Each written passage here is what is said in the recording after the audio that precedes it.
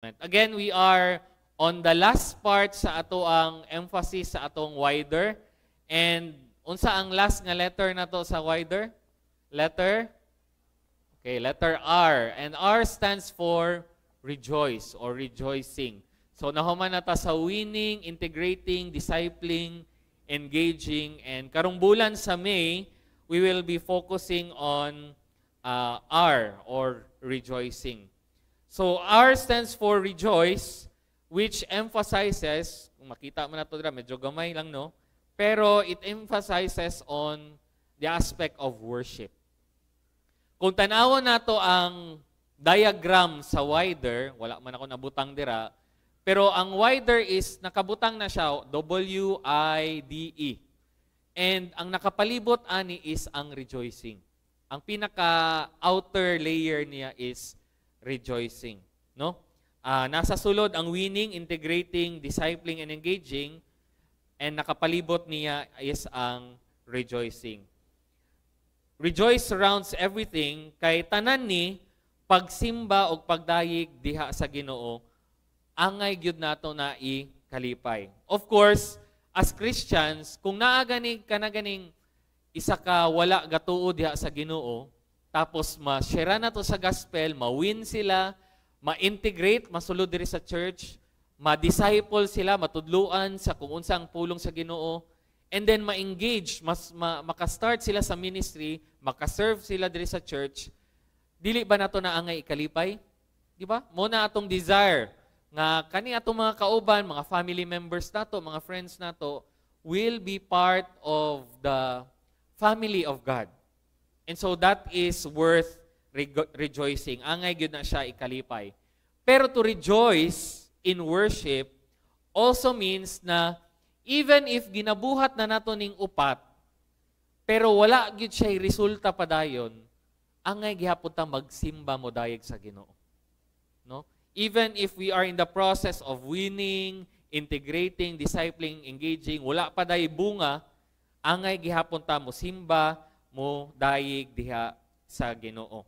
So, ingon pa dito sa pinaka-sentro, sa pinaka-diagram sa wider, all for God's glory. Tanan niya itong ginabuhat para sa kahimayaan sa Ginoo. And so again, karong bulan sa May, ang atong theme is rejoicing, devoted together in worship.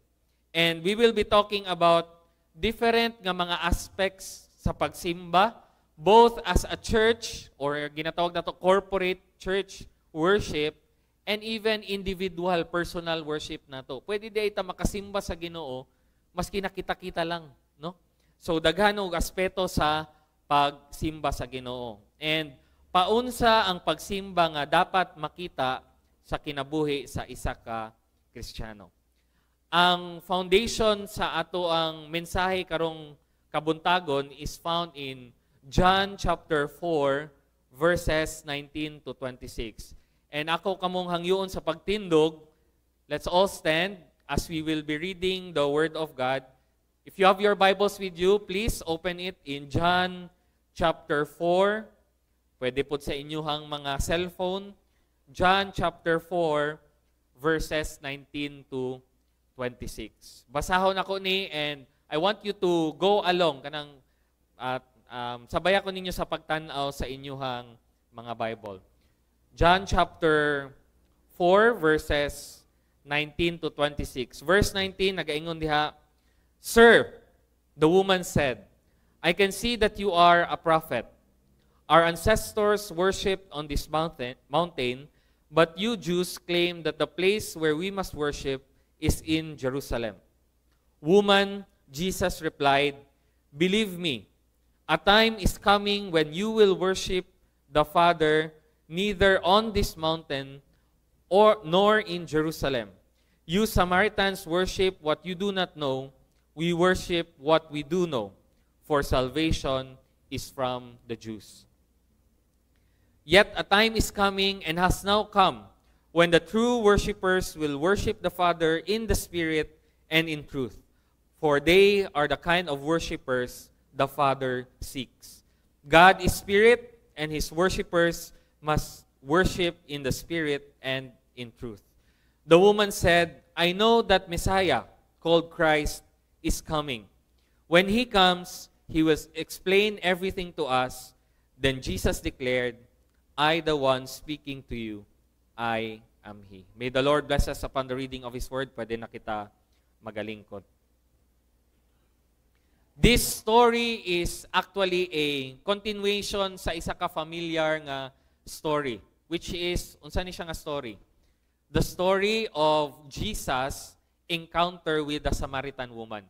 Familiar man siguro taaning during the time or during the ministry of Jesus, naabot sila dool sa Samaria, patabok sila paadto sa isa ka lugar, and nauhaw si Jesus. And so, nakakita siya balon, and nakita niya ning Samaritan woman nga nag-sag-ob, no? Sa una, during their time, responsibilidad sa mga babae ang pagkuha og tubig, no? Karon dapat lalaki na may mukuha kay syempre bugat gud, no? So sa una, ingana responsibility sa babae.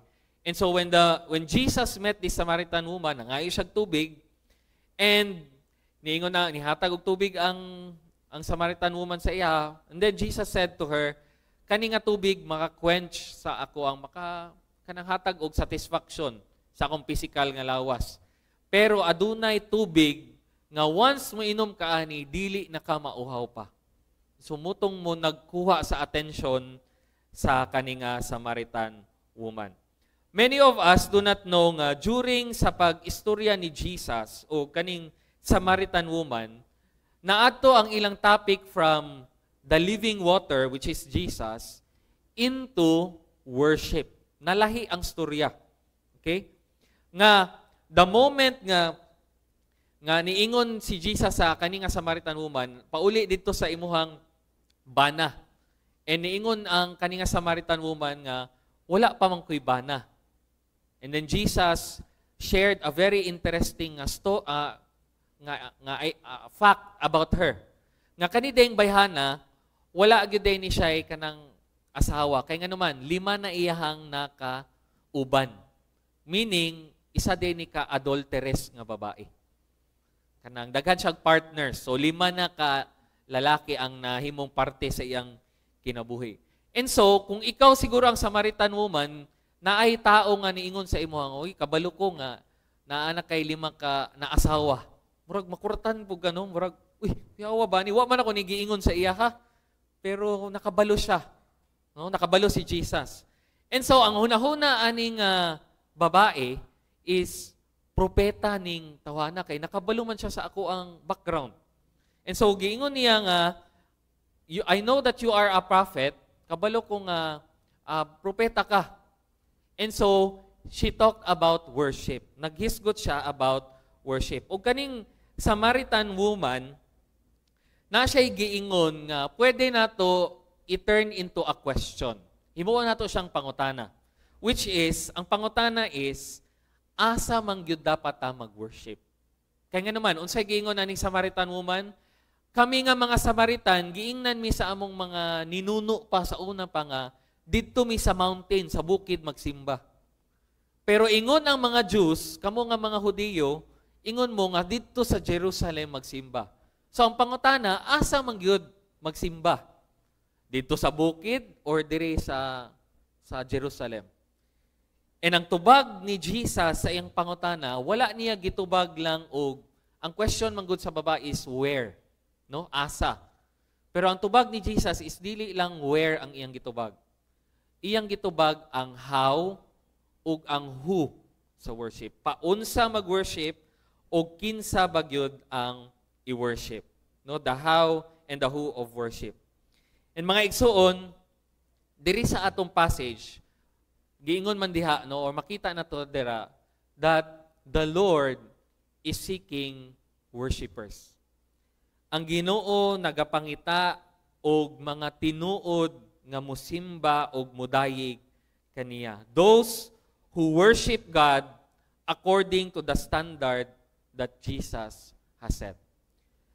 Wala ta kabalo, or kani panghuna-huna lang ni sa ato ano, nga maybe we are here Sunday after Sunday na ata diri attendance, perfect attendance sa atong kada Domingo.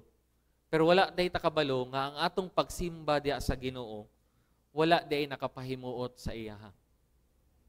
Igsuon, wala na siya sa attendance. Wala na siya sa perfect attendance.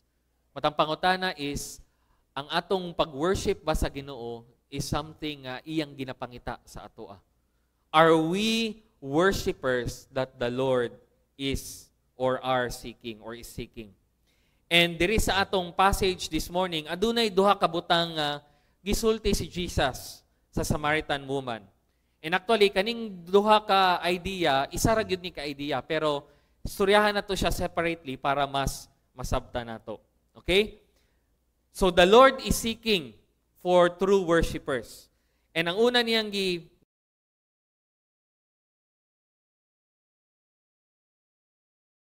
those who worship in spirit. Kung atong tanawon in verse 24, kung balikan nato ang verse 24, ingon siya dira, God is spirit, and His worshipers must worship in the spirit and in truth. Kani siya, simple lang yun kani siya nga statement. Pero mao ni siya ang pundasyon sa ato ang pagsimba sa Ginoo. Unsay pinaka-rason nganong or paunsa ta magsimba sa Ginoo? In spirit. Kaya nga naman, God is spirit. So, makapangutana siguro ta, paunsa man ta mag-worship in spirit? Nga, unsa man ning pag-worship in spirit? No? Naaman ta diri physically. Unsa may himuon nato sa atong lawas when we say we worship in spirit? Nga, physical man ta. No? And naalang ko gusto nga i-highlight kaning about ani nga pagtulunan. To worship God in spirit means to worship God in everything we do. Say pasabot ani. If you are a Christian, bag-o man ka, dugay na ka Kristohanon or medyo tama-tama lang, you are here, naakadiri karon because ang imuhang spiritual life sa una nga patay. Gimension man na diri in Ephesians chapter 2 verses 4 to 5. Nga sa una daw, patay ta sa atong sala. Okay? We are dead in our transgressions or mga kasaypanan. Pero tungod sa grasya sa Ginoo, ug tungod kay nituo ta, nisalig ta sa grasya sa Ginoo, unsa may nahitabo? Ang atong patay nga spiritual life, gibuhi sa Ginoo. So right now, we are spiritual beings na.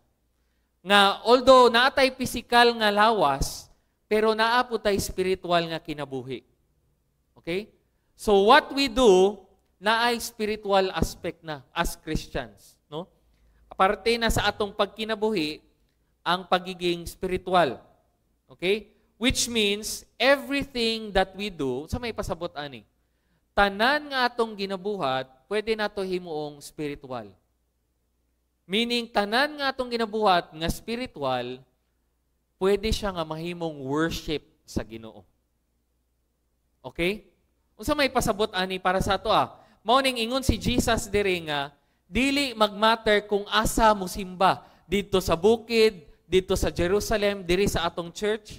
It doesn't matter whether you are here in our church or maybe you are online karon. Naka sa imong balay, naka sa ospital, kauban ka namo nagasimba, dili siya magmatter kung asa. Kay nganuman, as long as what we do is para sa Ginoo, kana siya worship na siya. Dili magmatter kung asa ka, dili magmatter nga Sunday lang. Meaning ani, dili lang kinahanglan nga diri lang ta sa simbahan mag-worship. It doesn't mean nga diri lang ta every Sunday mag-worship. Ang atong pagsimba sa Ginoo dili lang kutob diri sa church or pwede lang nga dili diri during Sundays.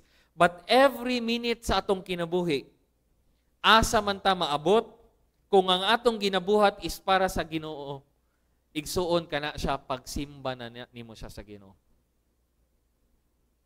Meaning everything that we do, it's an opportunity to worship God. Mao nang ingon ni Apostle Paul sa mga Kristohanon in 1 Corinthians chapter 10 verse 31. Whether you eat, even ang atong pagkaon, even ang atong pag-inom, masking unsa ang atong buhaton, if we do it for para sa kahimayaan sa Ginoo, then you are worshiping God.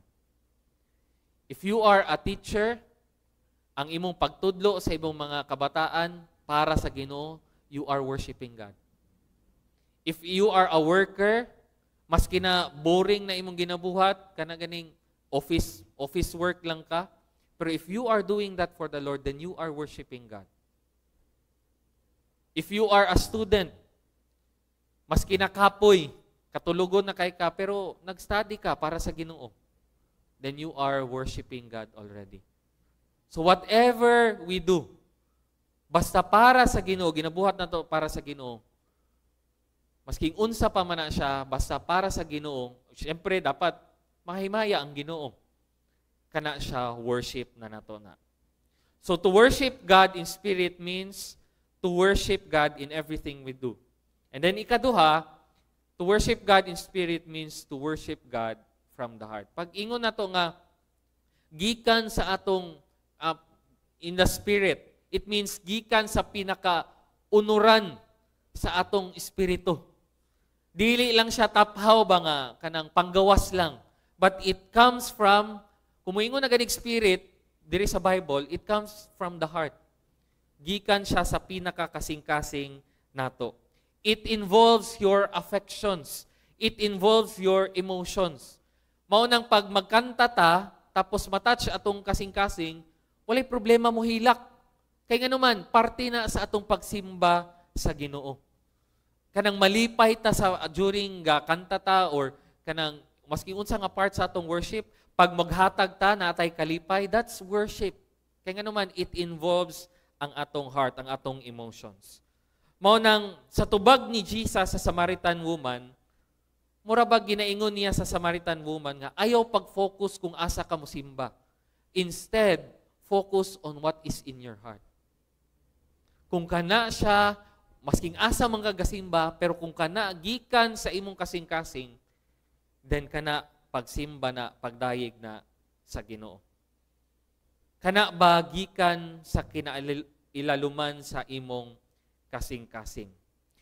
Now, when I was preparing kaninga message, no, ako mismo na-remind ko aning mensahe.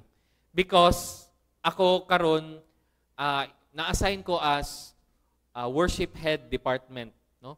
So, kauban ang akong mga kaubanan sa ushering ministry, creative media, music ministry team, o sa program committee. Ang among goal every Sunday is we create an atmosphere that every time nga moabot mo dire, ma-experience ninyo ang Ginoo. Kada gyud among goal, no? Every part of the worship, gikan sa pagsulod ninyo dira sa pirtahan, pag-smile sa inyo ha, sa atong mga gwapo o gwapa nga usher, ma-experience ninyo ang Ginoo.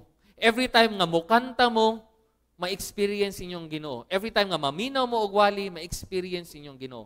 Mo na ang among desire, no? And as ahead, mo na ang akong kanang ginabantayan, no? Nga every part of our worship, every part of our program is ma-experience nato ang Ginoo. But many times, tungod kay ang akong focus naa na sa pag-see or pagtanaw nga, tanan hanay, tanan okay, ako mismo, wala na ko ka-worship sa Ginoo.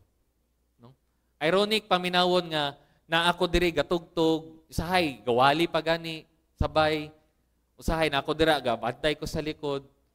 Pero sa sobra na ko ka-focus on the program, na-miss na nako ang purpose. Sa magi-purpose nga nung nata diri? Musimba sa Ginoo.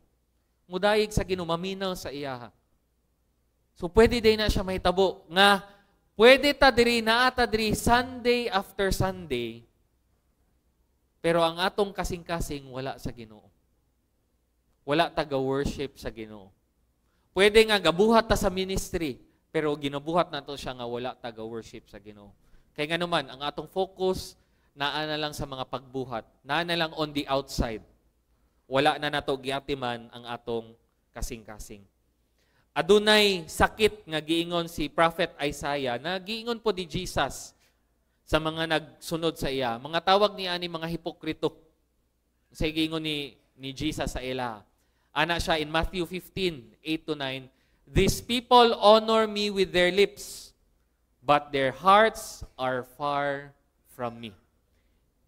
And unsa ang tawag sa Ginoo sa worship nila sa iyaha? In vain. Walay pulos.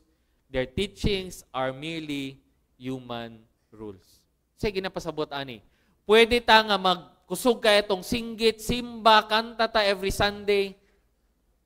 Pero kung ang atong kasing-kasing wala nakatuon diha sa Ginoo, then unsay tawag sa Ginoo sa atong pagsimba? In vain, walay pulos. You can be the most talented nga gitarista diri sa tibuok Pilipinas. Ikaw ang pinaka-talented nga gatudlo sa atong Sunday school or whatever nga imong ginabuhat diri sa church. Pero kung ang imong kasing-kasing wala diha sa Ginoo, kana siya nasayang lang. If our hearts it's not set on God, then everything that we do for worship is just in vain. Igsuon, ayaw huna-hunaan na pa-attendance rata diri every time nga moadto ta sa simbahan. Usahay na ay panghuna-huna nga na no nga moadto kog church kay para dili ko kumustahon sa akong murabag mga estudyante ba. Pa-attendance ko kay para dili ko adtuan sa akong teacher sa mong balay. Kay kung magsagunso na gani ang absent, adtuan gid na sa teacher. Nga na punta, attendance ra ko, moadto ra kog simbahan kay para mo ingon na nagsimba ko. Igsuon dili ing ana ang pagsimba, no? Every time nga moadto ta diri, atong tinguhaon nga sa tanan nga atong buhaton, gikan pa lang sa atong balay, pagbiyahe nato diri, pagsulod nato sa simbahan, paglingkod nimo diha, pagkanta nimo, pagpaminaw nimo sa pulong sa Ginoo, even imong paghatag sa imong tithes o sa imong offering, atong tinguhaon nga kanitanan himuon nato nga gikan sa atong kasing-kasing para sa Ginoo. Para kana matawag nga worship. Worship, that is worshiping in the Spirit. Okay? So una, the Lord is seeking for those who worship in spirit. Ikaduha, the Lord is also seeking those who worship in truth. Katong mga gasimba sa kamatuoran. Kung balikan nato ang verse 22. Ingon dira, "You Samaritans worship what you do not know. Kami, nga mga Jews, we worship what we do know." Kaya nga naman, salvation is from the Jews. So kung paminawon na nimo dira, kanang especially kanang last statement, salvation is from the Jews. Kung ikaw siguro ang Samaritan woman, makaingon ka nga, mura mag-arugante man kay niya akong kasturya, nga ang kaluwasan na alang sa inyo ha. How about kami? Nga dugay nami, ako mga ninuno, dugay nami nagsimba dito sa bukid. Unsa man to among pagsimba dito? Wala lang to, walay pulos to, dito makaluwas. Lisod siya paminawon kung ikaw siguro ang Samaritan woman nga na kay kasturya maingon sila nga, "Uy, kami ra gyud ang kaluwasan gikan ra gyud sa amo." Di ba? Kung makadungog ta ana sa ubang religion, mura matag grabe naman pud mo, uy. Kamo ra gyud maluwas, no? Pero igsuon ang kamatuoran maski na unsa pa na nimong pagbali-bali, unsa imong feelings toward truth, truth will always be truth. And truth can only be found in Christ. Ang kamatuoran, makita lang nato diha sa Ginoo. Ang pagpili sa tama o pagbarog sa tama, pagstorya sa tama, usahay mo ni ang kanang mutan-aw sa ubang tao sa ato nga muratag arrogante, no? Pero kabalo mo as Christians, this is one of our ways to show our love to other people. Kanang pagstand nato sa kamatuoran. Of course, na may maayo nga pag-ingon sa kamatuoran, no? Na kanang ganing way nga mas madawat nila ang truth maski nasakit na siya, no? For example, naa kay paryente nga hapit na siya mamatay sa lung cancer kay sige siya panigarilyo. Unsa ang pinaka mahigugmaon nga pwede nimo iingon sa iya? Sige daw, una daw. Unsa ang pinaka mahigugmaon nga pwede nimo ingon sa iya? Uy, padayon kay gusto man na nimo. Sige, padayon. Is that how we love our parente or relative? Nga na ba ang pinakamahigong baon nga pag-ingon? Of course, dili. To love is to say nga kanang igsuon or uncle ba na nimo, papa ba na nimo, kung mupadayon ka na, mabiyuda gyud na imong asawa. Dali ra gyud ka mamatay. No? To tell the truth is to love. Ang paghigugma nimo is kinahanglan kauban gyud og kamatuoran.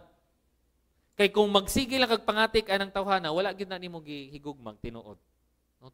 To love is to be on the side of truth. Even if sometimes ang tan-aw sa ubang tao sa atoa is murag di sila ganahan sa atoa, no? Of course, ang pagbadlong sa iyaha nga pwede nga kanang unsa gyud kanang madawat, mas dali niya madawat. So when the Samaritan woman mentioned about the Messiah, unsay gihimo ni Jesus? Gi-reveal ni Jesus sa Samaritan woman ang kamatuoran, which is naa sa iya ang kaluwasan, naa kang Jesus ang kaluwasan. I am the Messiah nga imong ginapangita. Ingana ang pagpakita ni Jesus sa iya sa kamatuoran o sa gugma. Kanang statement nga, the truth shall set you free, madunggan man ito na, no? Actually, kabalo ba mo, gikan na sa Bible. And ang ginaingon diri ni Jesus is, ang kamatuoran nga makalingkawas sa inyo, makahatag sa inyo og freedom, asa makita sa iyaha. If you abide in me, if you are connected with Jesus, unsay gingon diha, you will know the truth. Makabalo mo sa kamatuoran o kana nga kamatuoran, muhatag sa inyo ha og kagawasan. Okay? When we say freedom, it means freedom to live according to the will of God. Nga kung naa ka sa kabubuton sa Ginoo, dira ka ga kinabuhi, dili gyud ka mawala, dili gyud ka masaag, dili gyud ka kanang madagma. Kay ngano man naaman ka sa kabubuton sa Ginoo. So muna ang ginaingon nga to live in truth. Kung tanawon nato ang atong kalibutan karon, importante kay ning kamatuoran, no? Truth is very important, especially in our time karon. With social media, masking kinsa na lang ang pwede mag-post o masking unsa.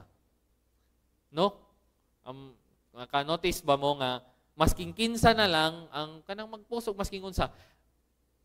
Basta nindot lang pagkahimo, nindot pagka-advertise, mura na siya tinuod.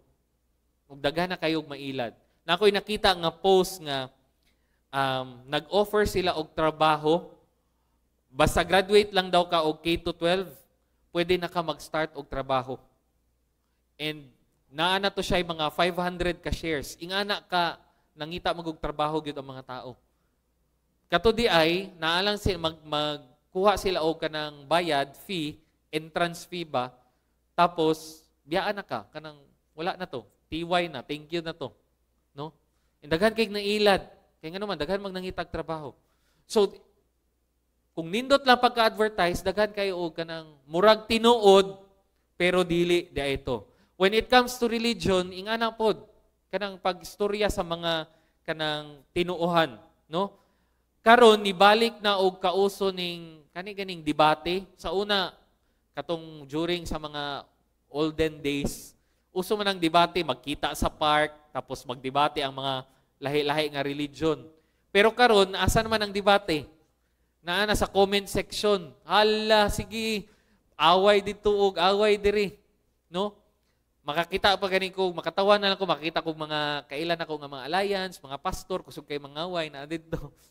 Kay ginadebate lagi mga laing religion, laing mga tinuuhan ba, no? And dili na mahadlok ang tao makigdebate karon. Kay nga naman, dili gud nako kaatbang ang tao. Dili ko niya maunsa. Naaragod ko sa akong cellphone, nagtago ra ko sa likod sa akong cellphone. So, masking unsa na lang ang atong isulti, pwede na to iingon dira sa atong cellphone. Ingon pa sa isa ka famous nga pagtulunan or kanang phrase or teaching. Pero gilahi lang nako gamay. If you don't stand for what is true, you will easily fall for what is false. Okay? Kung wala ka gabarog sa kung unsa ang tama, dali ra gyud ka madala sa kung unsa ang mali. Labi na kung diri sa atong palibot, no, sa social media, sa atong mga katrabaho siguro, atong mga classmate, maski unsa na lang atong madungog nga information. Nga kung wala ta nakabalo sa unsay tinuod kamatuoran, dali ra gyud ta madala sa kung unsa ang nasa atong palibot. Friends, ang atong kaaway gapangita pod og daghang kay mga pamaagi para kita mapalayo sa kamatuoran. Overtime na, and kaning mga makita nato, ma-experience nato karon sa social media, sa atong mga kauban, kaning sa mga lahi nga mga relihiyon, kana siya ginagamit mo na siya nga pamaagi sa kaaway para kita mahilayo sa kamatuoran. Kita mawala sa kung unsang tinuod. Because the more nga muto or the more nga mulayo ta sa pagkaila nato sa Ginoo, the more nga pwede ta magpadayon or pwede ta mubalik sa mga dili maayo nga mga binuhatan. The more nga magpalayo ta diha sa Ginoo, the more nga magduda ta sa maayo nga plano sa Ginoo para sa atoa. That's why daghang mga Christians wala na sila gasimba. Wala na sila ga-serve sa church. Kaya nga naman, nadala na sila sa mga mali nga pagtulunan. Nadala na sila sa mga pagpangilad sa kalibutan. Ayaw mo dira kay lisod kay na kanang ayaw mo sa Ginoo kay kanang daghan kay mga balaod. Kanang daghan kay og do's and don'ts. Ayaw mo dira kay ingani. So nadala sila, wala sila nigbarog sa kamatuoran, nadala sila, wala na sila diha sa Ginoo. Kinahanglan tinuod ang atong pagkaila sa Ginoo aron nga tama pod ang atong pagsimba niya. The more that we get to know God, the more that we know how or paunsa mag-worship sa Ginoo. No? Part yun na siya nga the more nga kanang gusto nato nga mag-worship sa Ginoo, dapat mas ilhon pag yun nato ang Ginoo. And dili na ta kinahanglan magpalayo. Kaya nga naman ang Bible gihatag na sa Ginoo sa ato para mas mailhan nato siya. No? Kita naa na tayo Bible sa cellphone or maybe naa tayo physical nga Bible. And that is how God is revealing Himself sa ato para mas mailhan nato siya. Ang worship, parte na ni siya sa atong pagka-Kristohanon. If you are a Christian, part na gyud sa atong life is ang worship. Ang pagsimba o paghatag o pagpasidungog diha sa Ginoo. This is a privilege para sa atoa, no? To think ba nga ang hari sa tanang hari ang nagbuhat aning kalibutan, naminaw siya sa imuha, nagdawat siya sa imong mga pagdayeg, that's a privilege for us. Pero kinahanglan nga ginahimo pod nato ni according sa kung unsa ang tinuod nga makapalipay sa Ginoo. Ang worship is all about God. Hinumduman nato na ang atong pagsimba diri karon tanan ni this is all about God. And if this is all about God, kinahanglan nga atong pagsimba po diha sa iya, pagsimba nga iyang ginapangita sa atoa. The worship that the Lord is seeking from us. Worshiping God, it involves unsa kanito to worship in spirit. It involves ang atong kasing-kasing, our heart. To worship God also means it involves ang truth, which is nasa ato ang heads, nasa atong panguna-una. And kung i-appeal pa nato ang kato atong engaging, i-appeal na nato atong hands, which is ang atong service, ang atong pagpangalagad. So to worship God involves unsa to? Our hearts, which is to worship in spirit, our heads, which is to worship in truth, and our hands, which is to worship in service. I pray nga kitang tanan, whether naa ka diri, whether you are online, each of us will really worship God in spirit and in truth. Balikon ako akong giingon ganiha, the Lord is seeking for true worshipers. Ang pangutana is, makita ba na niya diri sa tagsi? Amen ba? Amen. I hope and I pray nga kanang the Lord will really find us. Kita tanan nga naa diri karon, even nga atong mga kauban online, worshiping the Lord in spirit and in truth. As we end, let's reflect na po, no? Share ta sa atong katapad. Kani siya nga question. From 1 to 10, i-rate nato atong sarili. How would I rate my worship to the Lord in spirit? When we say again in spirit, kanang gikan sa atong kasing-kasing. Paunsa ta, or from 1 to 10, ang atong pagsimba sa Ginoo sa atong kasing-kasing, unsa ba kataas sa? And not just when we say in spirit, not just gikan sa atong kasing-kasing, but in everything we do, ginahimo ba nato na para sa Ginoo? From 1 to 10, how about our worship to the Lord in truth? Tinuod ba? Nabata sa kamatuoran? Sure ba ta nga naata sa kamatuoran tungod kay kabaluta kung unsa ang nasa pulong sa Ginoo? Okay? From 1 to 10, i-rate nato na. And then, ikaduha, how can I make sure that my worship is pleasing to God always? Kung ang worship is all about God, unsa atong pwede himuon nga tanan natong pagsimba, tanan natong pagdayeg, mahimuot gyud ang Ginoo sa tanan natong ginabuhat. So I'll give you a couple of minutes, mga 5 to 7 minutes, and just reflect and then share ta sa atong katapad. Sige, pwede na ta maka-start. Pwede nimo lingion ang imong katapad. And then atong tubagon ang kani siya nga pangutana. Kamusta ang atong pagsimba diha sa Ginoo? I hope nga tanan-tanan naka-share. Let's come to the Lord in prayer. Idako nato atong mga ulo. And let's pray for ourselves. And i-pray po nato ang atong naka-share karon. Na tabangan ta sa Ginoo that in everything that we do, every time nga moadto ta diri sa church, tanan ni himuon nato para sa kahimayaan sa Ginoo gikan gyud sa atong kasing-kasing. This is our way to worship the Lord. Worship nga makapahimuot diya sa iya. Let's come to the Lord in prayer. Tanan ta mag-aampo.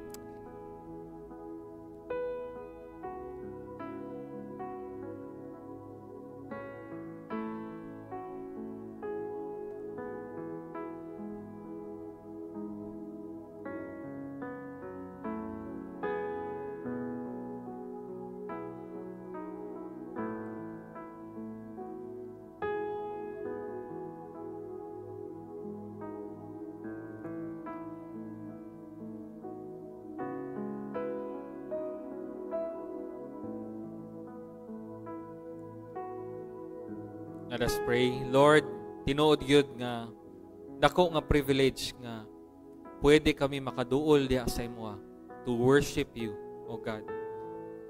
Sa una, Lord, tungod sa among mga sala, kami patay ang among spirito, O God. But pinaagi sa imong grasya, pinaagi sa among pagsalig sa grasya nga imong gihatag, ipakita sa amo, pinaagi sa imong anak na si Jesucristo. Lord, we are now able to worship you in spirit and in truth. And it's my prayer, Lord, nga as you are seeking for true worshipers, Lord, kaming tanan nga naadiri karon, even ang mga kauban online, no matter what our situation may be, asa man nimo dalon, O God, Lord, tinguhaon na mo nga sa tanan namong pagabuhaton, Lord, kani tanan among buhaton para nimo as our way of worshiping you. Mangayo mi og pasaylo, O God, sa mga panahon nga naaman mi diri sa church pero among kasing-kasing layo diha sa imuha. Lord, we ask nga sa ingala nga mga panahon, O God, may you remind us, O Lord, nga ikaw andam maminaw ug andam nga muhatag sa amo og kalinaw, hatag sa amo og kalipay aron, Lord, nga ang among pagsimba diha kanimo, Lord, gikan gyud sa among kasing-kasing. Lord, salamat nga may tugyan namo ni tanan, O Lord. May you continue to speak.